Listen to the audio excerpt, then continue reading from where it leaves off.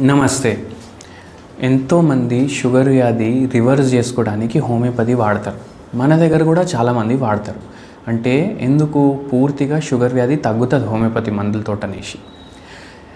ఈ ప్రాసెస్ ఒక్కొక్కసారి 6 నెలల్లో అయిపోతుంది, ఒక్కొక్కసారి 1 year 1.5 year కూడా పడుతుంది. అండ్ వర్స్ట్ కేసెస్ అంటే కిడ్నీలు ఎఫెక్ట్ అయినాయి, మళ్ళా నరాలు ఎఫెక్ట్ అయినాయి, షుగర్ వ్యాధి చాలా ఎక్కువ ఉంది, ఆ కేసెస్లో ఒక్కొక్కసారి 3-4 ఏళ్ళు కూడా పడుతుంది. అయితే వీళ్ళు ఎప్పుడైతే ట్రీట్మెంట్ తీసుకుంటుంటారో, ఎవరైతే ట్రీట్మెంట్ తీసుకోరు వాళ్ళకు కూడా ఏమవుతుందంటే షుగర్ వ్యాధిలో ఏం తినాలి ఏం తినొద్దు అనేసి డౌట్లు వస్తాయి. దాంట్లో వన్ ఆఫ్ ద ప్రయారిటీ దేనికి ఇస్తారు అంటే milk and milk products, dairy ఐటమ్లు షుగర్ వ్యాధి పేషెంట్ తినొచ్చా తినలేడా అనేసి.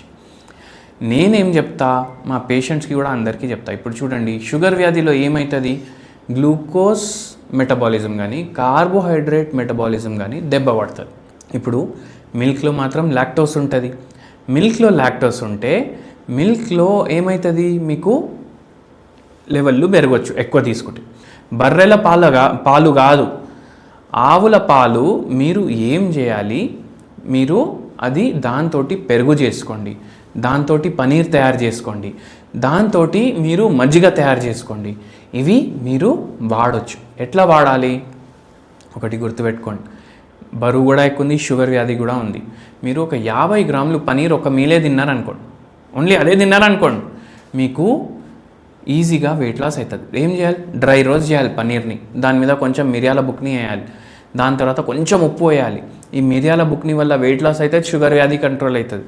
పనీర్లో ఏముంటుంది, మంచి ప్రోటీన్ ఉంటుంది, గుడ్ ఫ్యాట్ ఉంటుంది, దాంతో కూడా మీకు వెయిట్ లాస్కి బెనిఫిషియల్ ఉంటుంది, షుగర్ వ్యాధికి కూడా బెనిఫిషియల్ ఉంటుంది.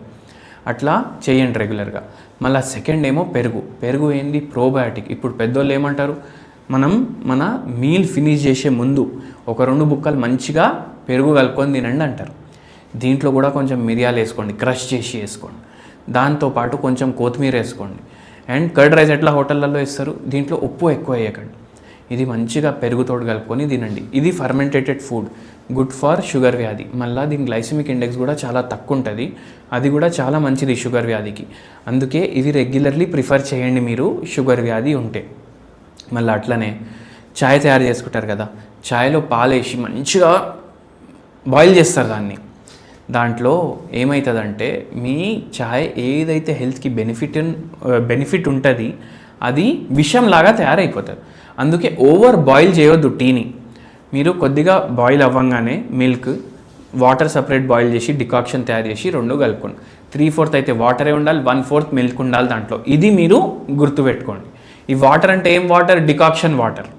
అట్లా తయారు చేసుకోవాలి. పాత సినిమాల్లో విలన్లు ఎట్లా తాగుతుండే, పెద్ద ఏమంటారు, పార్క్లో కూర్చొని వాళ్ళ ఇంట్లో ఫస్ట్ డికాక్షన్ వేసి దానిపైన కొంచెం పాలేసి చక్కెర వాళ్ళ ప్రకారం వేసుకొని, అట్లా చక్కెర కూడా చాలా తక్కువ వేసుకోండి. అట్లా చేసుకొని తాగండి. ఇట్లా అందరు పేషెంట్లకు మనం అడ్వైజ్ చేస్తాము. అండ్ చాలామందికి షుగర్ వ్యాధి తగ్గింది, నరాల నొప్పులు తగ్గినాయి. మీరు కూడా ట్రై చేసి నాకు చెప్పండి. Thank you.